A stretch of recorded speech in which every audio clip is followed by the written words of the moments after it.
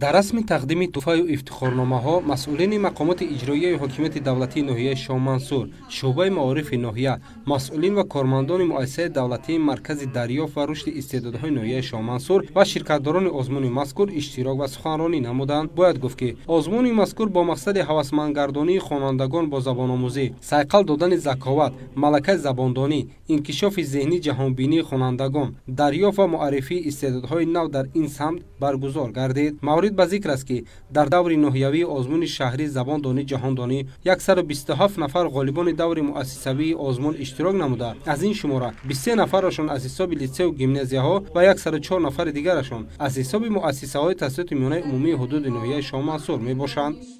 Чунин озмунҳо бо ташаббуси раиси шаҳри Душанбе муҳтарам Рустам Эмомалӣ ташкил карда мешаванд, ки мо хонандагон метавонем дар он сатҳи дониши худро санҷем ва ҳамчун ҷавонони асили ин мамлакат кӯшиш мекунем, ки ба пешрафти ин кишвар саҳми худро гузорем.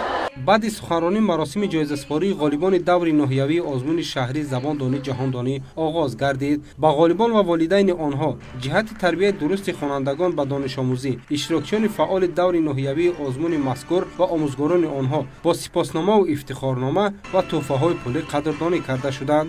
Ман дар ин озмун ҷои сеюмро ишғол кардам ва мехоҳам, ки дар оянда дар тайёрии хуб дида дар даври шаҳрии озмун сазовори ҷои намоён гардам. Гуфтан ба Маврид аст, ки ғолибони даври ноҳиявии озмуни шаҳрӣ забондонӣ ҷаҳондонӣ ба даври шаҳрӣ рохат гирифта, омодагии хешро баҳри иштирок дар ин озмун боз ҳам ҷоноб хоҳанд кард.